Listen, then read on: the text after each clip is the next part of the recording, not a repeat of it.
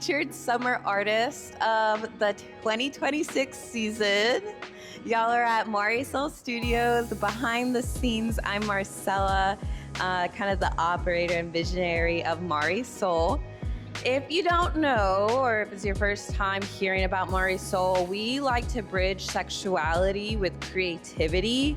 To us, I think that's a little bit of wellness or well-being. So it's like an A plus B equals C kind of equation. Everything from these types of artist talks to burlesque classes to demos and more. I think there's a place here for a lot of that erotic art. But today, our main focus is sitting here right in front of us. We have Eric and Jesper.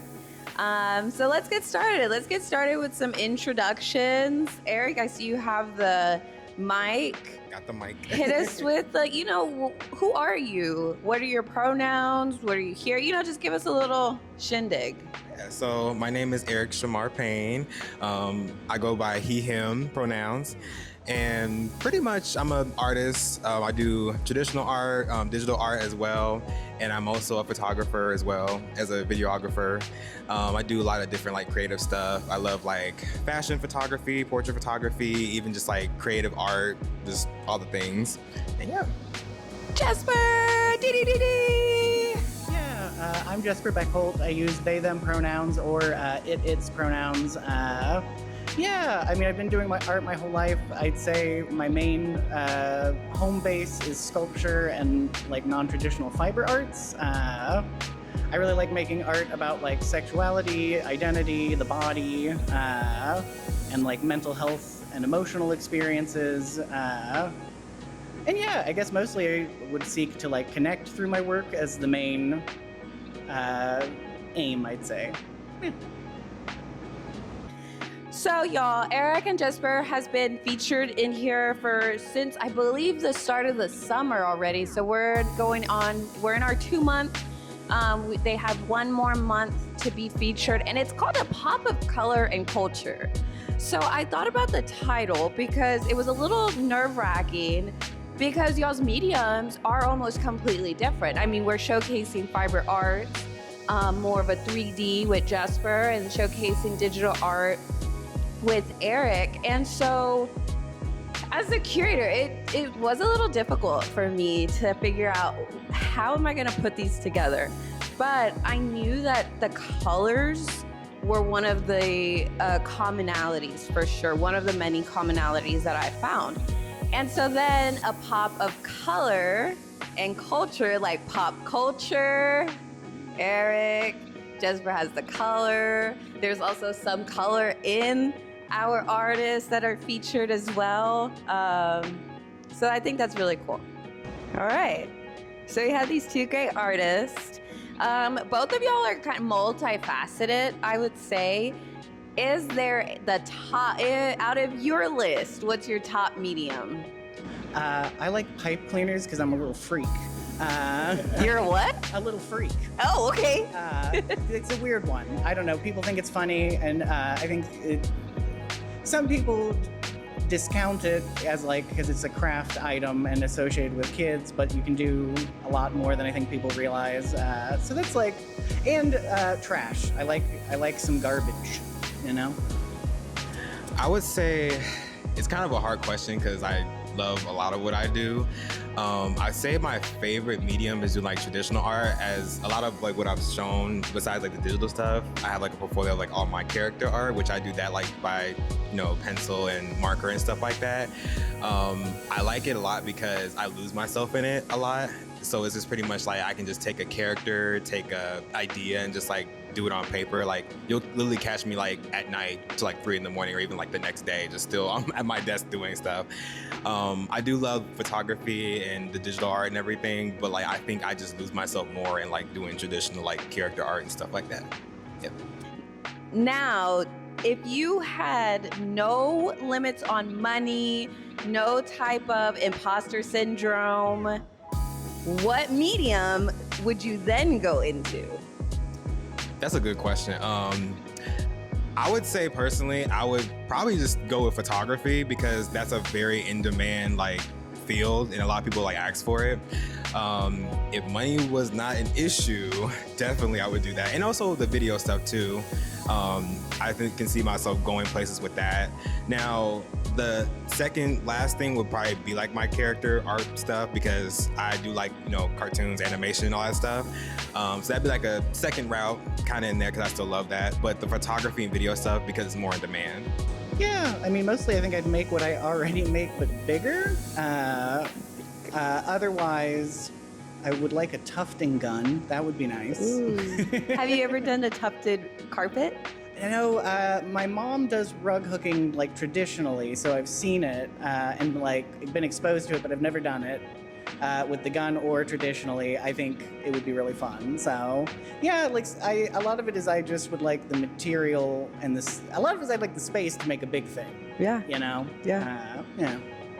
Okay. So in that sense, y'all, being that you're at MarYSoul, being the fact that we're already in that sexuality conversation, and as you may or may not know, like sexuality is so well-versed, so just huge of different topics. There's so much that can be talked about within sexuality aspects is the word I was looking for. In y'all's opinion as artists, do you think art can ever be too obscure regarding like, quote, I'm doing quotation marks, explicit media or porn or like body parts? Do you think that art could be considered obscure or obscene is the word maybe? Okay, all right. Do you care if I go first? Yeah, so like can art be too obscene basically? This is interesting. I had a conversation with a friend who really liked to go to bat for the fact that everything was art. And that really chapped another one of my friends' ass, because, and they were having trouble like explaining why, and my point was like, okay, well, if everything is art, then the most horrible, misogynistic, transphobic, violent pornography is art. So there is some line within me where we've crossed into something that isn't really doing anything artistically of value, but I am the most interested in things that really are right on that fine line of art and pornography. Whether it be, I don't know, I like erotic comics, I think are really interesting, where it's like a narrative, but we're kind of making porn. I think that there are pornographic films or films that cross over into pornographic activity that have artistic benefit. I like obscene works like Piss Christ, where we're like really playing with the body and crossing boundaries I think is really important. But I don't know that everything can go out the window in that effort. I think you still want to think about sexual ethics, I guess, as well as artistic ethics, yeah? Yeah, when I think about that question, I kind of think like, almost in the sense of like, the human body is like an art piece itself. It's kind of just like when you think about it in like pop culture, like, or in media, like with movies and stuff like that, where like, say you got like a love interest couple, like where like maybe they're having like relations in a way. They don't show like the full thing going on, but they show like, body movements or body parts that kind of give you a sense of what's going on. I don't think there's like a line or anything like that. I mean, sorry, I didn't say that right. But like, I just think that there's like certain ways of like people kind of put that into the media where it's not like super duper explicit or super like, oh my gosh, but like it's in a tasteful way, I want to say. Like, that makes sense? Like kind of in a tasteful way where like, oh, you get the point, but like it's not crossing like a boundary where like somebody's gonna like complain about it. Because I think that's really what it is too, of like, there's a lot of people who don't like seeing that and like take it like, oh, it's crossing a line, but like sometimes it really isn't, because it's in like our media, it's mainstream, if that makes sense. I would like to be tasteless. Not totally, though. But I think, like, I am interested in things that go, I think, beyond, like, what can be tasteful and, like, actively push a boundary of, like, I don't know, like, I think things are interesting. I like an artwork about sexuality that's kind of gross, that's sort of, like, what's uncomfortable or, like, too vulnerable or too visceral about a human body. I don't know, like, I think there are ways to mitigate it and keep it, like, classy, but I don't necessarily wish to, for me. I don't know. Yeah, I like to push a boundary. I like to see what is the line. Like one of the filmmakers I like, Bruce LaBruce, does like some films that are very, like, it's a porn, but it's a film, and it's a weird art film porn, and it's both at the same time, and it goes back and forth, and you're like, what? And it's a unique experience. I think, yeah, you get into interesting things when you meld things like that. There was a conversation that I had once. We had some of these like erotic conversations in the studio on Saturdays, and someday we were talking about pornography, and porn is porn, but we call it a lot of different things. So it could be like erotic, it could be like explicit media, or like, but it all is like that censorship around it too. But the point is it's interesting because it's also in the eye of the beholder, because it's very much like the question that came up in that was like, do you like your porn aesthetic, or do you like it just like, yeah, like, do you like the aesthetics of it? Like, does that make the viewer and the art more appealing? Or at the same time, there's like the exact opposite, that they're like, oh, I like the camera moving, like I like the raw footage, literally. So it's interesting because I guess taking that into a different aspect of art, y'all are almost somewhat saying the same thing of like the differences, the aesthetics, and how it's presented too. So I'm thinking about the crossover of porn and AI, because there's just a dedicated corner to my brain of like, I always want to bring AI into the conversation because I know as artists, we're probably all going to kind of put AI down, but like in the bigger world, like I've been to a couple of AI talks at the school that I graduated from, and they are really pushing like being involved in it, because if you're not using it, you're getting left behind.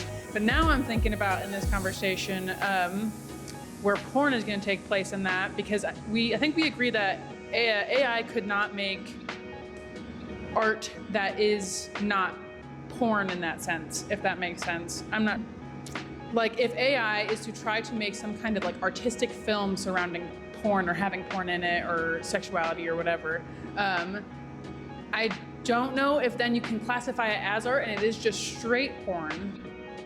Okay, so you just brought up something. So MarYSoul, I love public health, so that's my background, is public health. But there's the diffusion of innovation model that I learned about. And it's like a little kind of movement, lineal, then it kind of a big rise, and then there's a big drop, a significant drop. And those innovators are the ones that are gung-ho. They'll take it as soon as it comes out. Early adapters are the next one, then the early majority, then the late majority, and then the laggards. Artists, in y'all's opinion, what is your stance on AI? Where do you think you may fall on that diffusion of innovation model? I don't have a lot to say because I'm a Luddite, and in that regard, I'm not into it, and I don't use it, and I don't want to, and I guess in some ways I may use it in ways I don't realize. I think that for me is the hardest thing, is like using a random little app, and I may not look into it in the way that I should to live my personal ethics of, is that AI, and how is that AI functioning, and what resources is it using? Because I've used like an app to like get rid of the background in a picture. Mm-hmm. I'm not really clear on how did that happen? What resources went into that? So I don't know. I can't say that I don't maybe benefit from things in an AI sphere, but I tend towards traditional art more and more and more, because it just lets me kind of steer clear. I think AI may have a purpose in things like medical fields, but I just don't really wish to bring it into my creative sphere, particularly with some of the ethical things that come up even outside of art, with the sexuality and, etc. So, yeah. For me with AI, it's a lot for me because I actually I am somebody who has used ChatGPT before and then other apps Hi, like- Eric. Welcome. Yeah. For me personally with AI, like Jesper said, I probably have used it like even before ChatGPT, like in some way, shape, or form, and I didn't realize it. Because also coming from my background, I have my bachelor's in graphic design, so I learned a lot of design stuff aside from AI. Because for instance, I use Adobe, and that's how I create a lot of my digital artwork. I use Adobe Illustrator and I use Photoshop. So I learned all that stuff, like how to navigate it without, having the generative AI. And that's also what I started noticing too. A lot of times I noticed that Adobe, being like one of the leading industry creative softwares, they implemented AI a lot, like generative AI in their software. Like for instance, with their generative AI app, which is Adobe Firefly. And also even in Illustrator, they have you can type prompts and like create little graphics, or even in Photoshop, they have like, content remove things and stuff like that. So I just think that looking at that, not saying that I use it like that. I have tried it myself, I will say that, but like I don't use it as far as like making my own personal digital artwork and stuff like that. I just stick with like how I was kind of taught on a graphic design standpoint. But my thing is just like looking at it in the sense of like, I know it's here and I probably have used it to some degree. And that's also kind of what I want to say about like on a societal standpoint. It's not the fact that like AI is present, it's here. I think it's just the fact that it's become so mainstream in our media, because think about it, like a lot of our social media has AI in it now. And I think the first one like was Snapchat a long time ago when they got that AI chatbot, and then look what's followed after that. Meta, which is Facebook and Instagram, and then Twitter, X, whatever it's called now. They have Grok, which I did not know that was an AI prompt thing. I was like, what the heck is that? But you get my point of like, it's become so mainstream and implemented in certain things that it's starting to be like, not everything is AI, everything is AI. It's not like, oh, AI is used for certain things where like, yeah, it can be necessary, like the medical field, or certain things where it really would benefit from. But when it comes to like it being in the creative space, it's kind of like, okay, it's kind of taken away from like artists who actually like do their craft and like put so much time and effort. Because I've seen like AI works, I think we all have, of like, it's only so much it does, and there's like errors you can tell.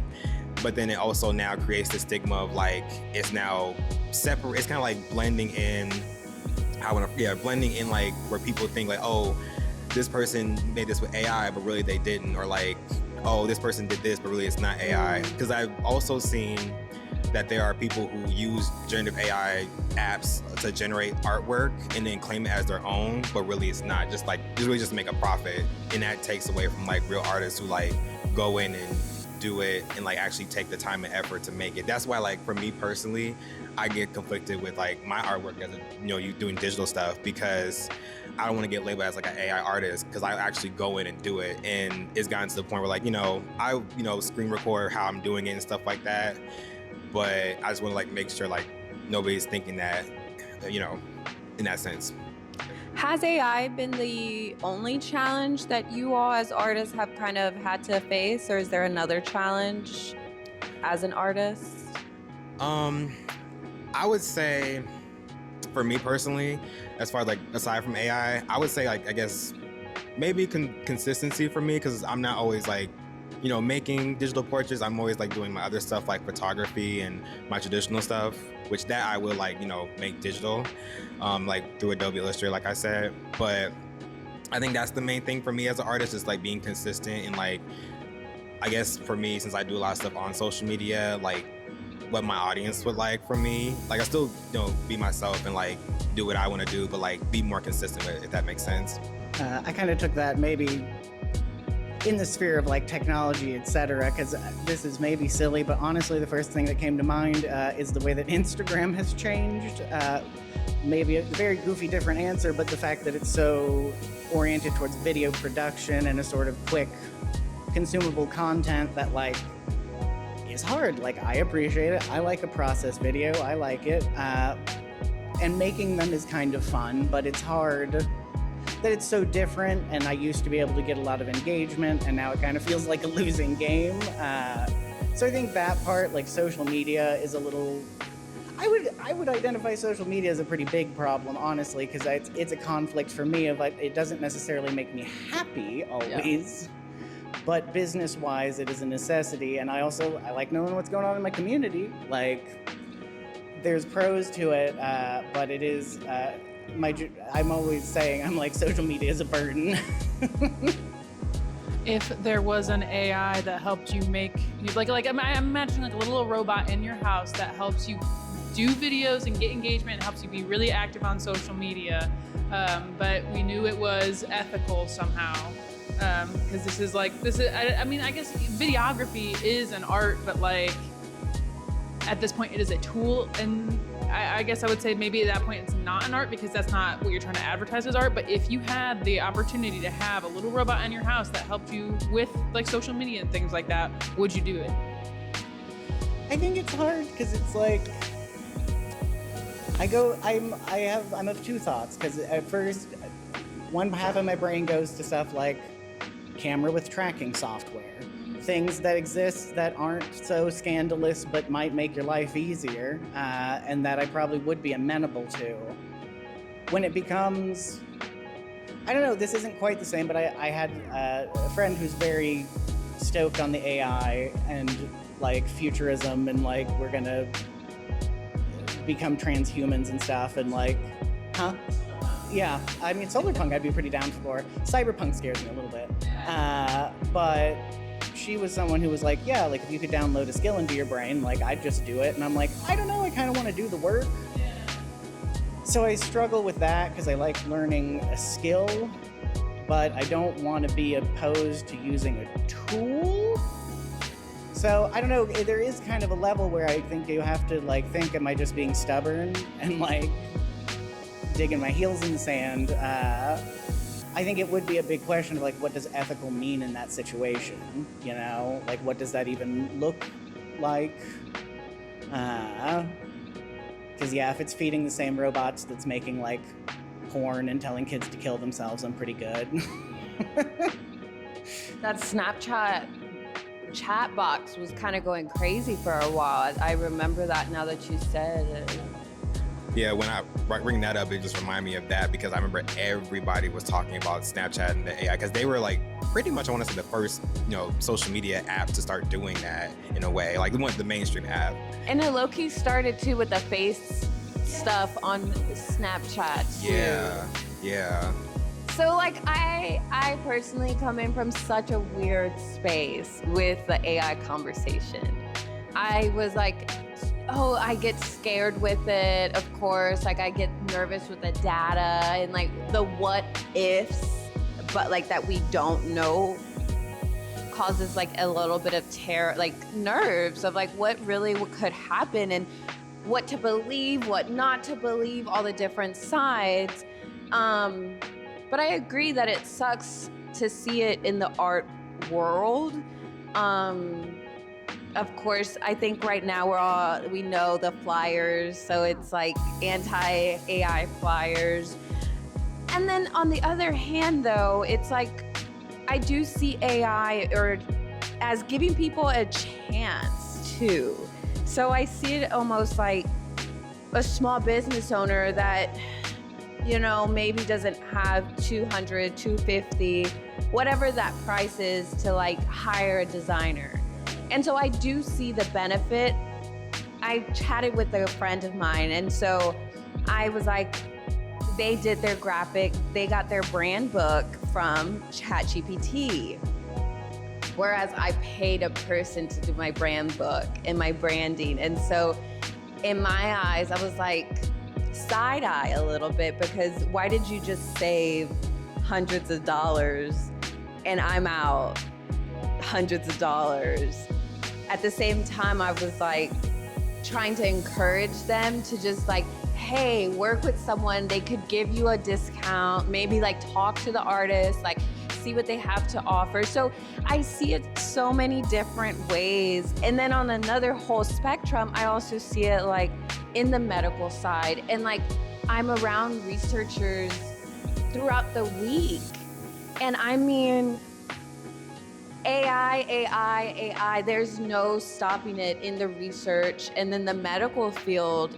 And that's when I get nervous, because it's like also like, are there certain professions that it should never, like as a lawyer, I also want my lawyer to be doing work versus just going to AI and using like the contracts that AI gives you. So like, that's where I kind of come in from, of like, the researchers, it's making huge improvements, and I see it and I'm hearing it, but at the same time, I'm seeing it from like a creative side of this, like. So I guess the question would be, is if you had a universal income, would you still go to AI as like a creative tool? Because in that sense, maybe it is a little bit more ethical, because it's not like taking money out of people's pockets and things like that. And it could be maybe more slow rolled, but is that an ethical world where AI could be? That's a good question. That's a very good question. I love the fact that you just demolished that whole, like, this No, is for the real. reason why we actually are using AI, because it makes so much sense. Yeah. Because that's where my empathy, I think, comes in for those that it is helping, in a sense of like. Yeah, like certain professions, like they benefit from, like we said earlier. 5% help them out, Yeah. I do agree with those statements. Like I see both sides too. Coming from like going back to the graphic designer standpoint, I think personally, like with the AI, I see what Marcel was talking about with like, you save money when like you go to like AI because it's creating those things for you.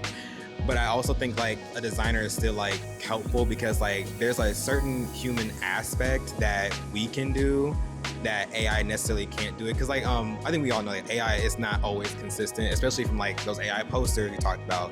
Because like say if you go to AI to make a poster for an event that you have or some kind of thing, it may not be consistent. Like maybe you have an image of somebody and it adds like an extra finger or like an extra eye, that kind of thing, as far as like that part. Or like if you're like creating a brand book or something like that, or a social identity or brand identity, maybe something isn't consistent, like the logo is messed up on something so it looks weird and you have to like redo it. Whereas a designer, they're like going in and then they're adding, like making sure everything's consistent, and if like something needs to be changed, they can just fix it. And also I think you're getting a little bit extra depending on who's the designer, because they could implement something into that design or that brand book or identity that you may have never even thought of, that AI may have never thought of. Like say for instance, like if you're doing a brand identity, you don't just get a brand book, you get like patterns like with your logo, or you get like maybe mock-ups of like how your logo would look on like say a book bag or like a mug, very like ephemera items like merchandise, like the whole 9 yards. Or even like maybe like you get an app, like maybe it makes like an app icon for you, like a favicon. So I just think like there's certain lines of like AI can be useful in those senses, but it's not always consistent. So like I think there is still the necessity of like having artists, having designers, where like, yeah, you may have to put some money up front depending on who it is. But I think in the end, if you're satisfied with, like really satisfied, it'll be worth it. And also like, especially in a business sense, you make that money back because like your brand identity is attracting, your audience or even new people, and you're building up your brand, making more money. And it was all thanks to you putting that extra little money out to hire somebody to make it more of a bigger brand design than AI would. Yeah, I mean, a couple thoughts. One thing is like I have, I guess, a degree of sympathy to the whole like AI may make art more accessible, but I just think making a shitty poster is accessible. Yeah. And it's pretty quaint and it's nice and it's lovable, and maybe do that. Like, I don't know. I think like a big thing that AI has made me think about is that buying art and supporting artists is a habit that you build. It is not something that we are taught how to do or to value, and you have to like, even me, a person who makes art, I have to make space in my life to buy art because I'm like, I want to support art and artists and have art. But it's hard to do that, and it's easy to just put it aside. And now there's this thing that makes it easy to kind of get at least some % of what you're looking for free from a robot. I think it bums me out because I don't want to be shitty, but there is a part of me that's sort of like, pay an artist or learn a skill.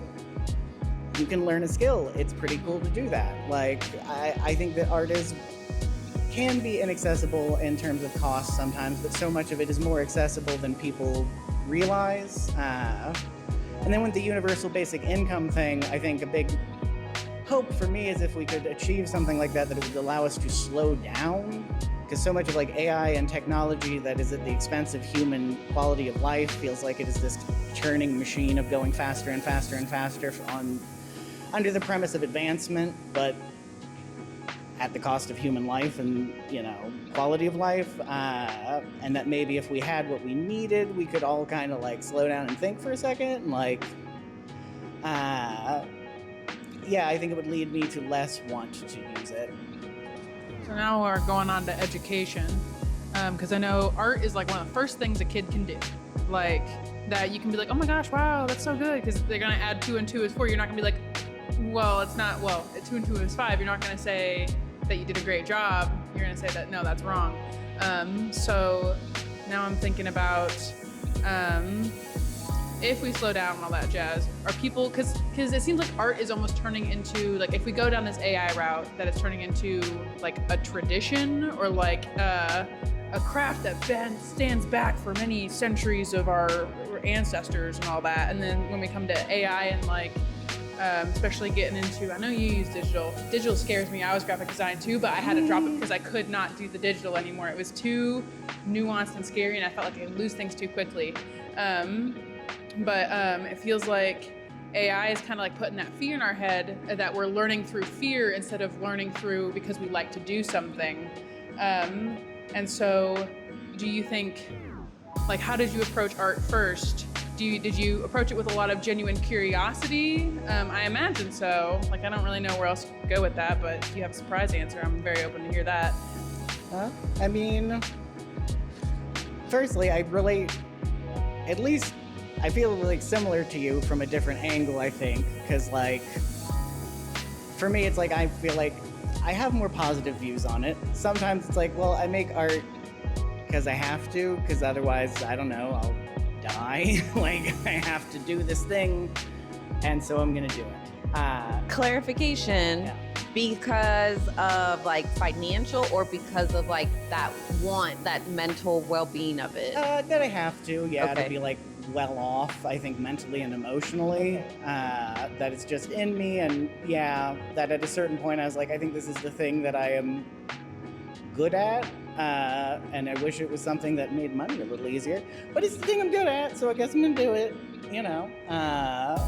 But I mean, I first approached art from like, I loved drawing, and like narrative stuff, like drawing stories as a kid, really into animation, really into comics, like thought that was the direction I was gonna go, but I'm not so much a sequential artist in style. But like, I don't know, I think for me it was like, I want to make the things I see that I like. I think, like a lot of art is like, it's kind of about the power to be able to make something you want to make. Yeah, I definitely agree with that, because before I got my degree in graphic design, like before I even started school, I was like an artist, more traditional first, like doing like the drawing. Because I used to draw portraits by hand, like when I was in high school. And it wasn't as like, sharp and clean as like a digital portrait, but it, I still did it and it looked all right. I got good feedback on it. Not saying like it was the best, like obviously there was room for improvement because I was 17, 18, 16 in high school drawing on paper. But I just think that like, for me, it's like a sense of fulfillment. I don't know, it just makes me happy pretty much. It just makes me happy. If I can like stay up all night doing it, then that's a sign like, hey, like I love doing this obviously enough to like stay up till the next day, no sleep, just, drawing at my desk, finishing up what I'm doing. And I think that if you had that mindset to do something like that with art, then I think that just goes to show that that's something you love, that's something you continue doing, especially if you continue it for a very long time. Like I still do like my character stuff ever since I was a kid. I was 10 when I made a bunch of stories and stuff.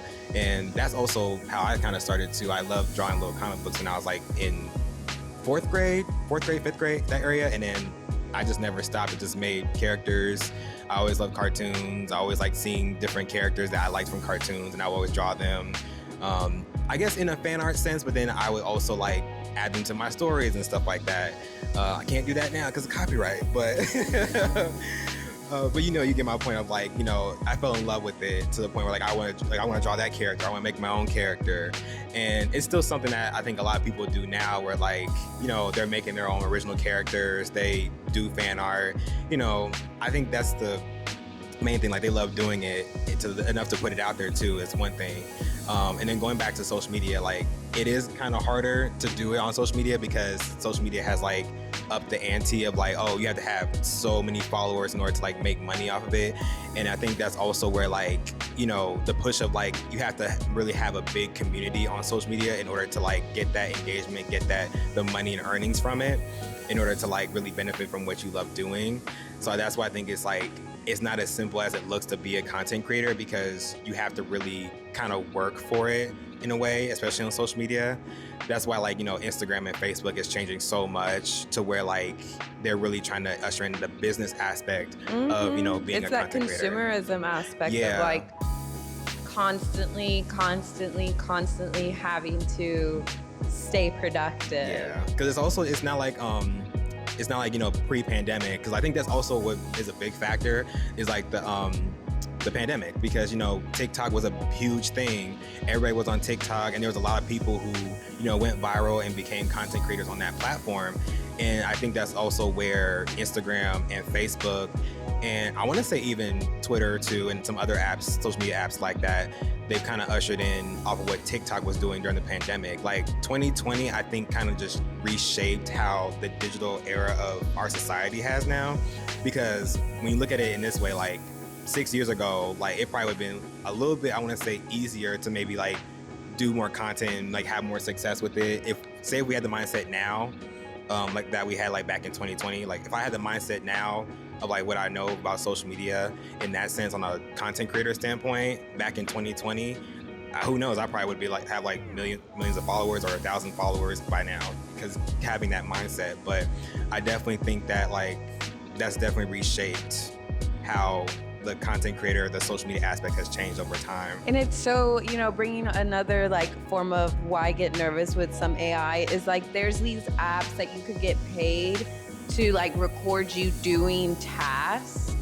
So like you could like wash dishes and make money off of like washing dishes, and you record yourself. But I also get nervous because I'm like, oh gosh, I'm gonna show someone a robot, not even someone, how to wash dishes now. Or like, it makes me nervous at least, those apps. And I'm like a money hungry person. So like it was very enticing. But it's that slow down aspect, I think, that Jesper mentioned of like, I want to be early, like, oh, I got to get on this next trend. I got to do this. I got to be like productive. But in a lot of it, it's like the slowing down. Yeah. And let me just say, I think both of y'all are phenomenal and ethical artists. Like, I do have to say that very much. Your ethics are shine bright. One of my questions were, you all both kind of talked about how art was just like, is life, right? For y'all, it feeds into your soul, your mind, your wallets, like all of that. What does a perfect art day look like for you? So like, is there a little secret routine that you do, or like a mug that you have to use before creating, or like how do you get to start creating? For me personally, with the art, I've been kind of saying it throughout the whole chat. Like literally, I think I'm a night owl when it comes to when I start drawing. Like it could be like I could just get off work and my job closes like 10 o'clock. I get home at 11. I could be at my desk and just like have an idea, just go ham, and I could be like literally up to like the next day. But if I work the next day, I might cut it off real quick and go to bed. But like if not, I will be at my desk till 4 a.m. and then maybe go to sleep and then go to sleep, resume, and then But it's just kind of like for me, it's just like a feeling like if I just get the nerve, like okay, let me get up, actually sit down and do this because I'm actually in the mood to kind of do it. Because there's days where like I get off work and it's like okay, I want to fall asleep.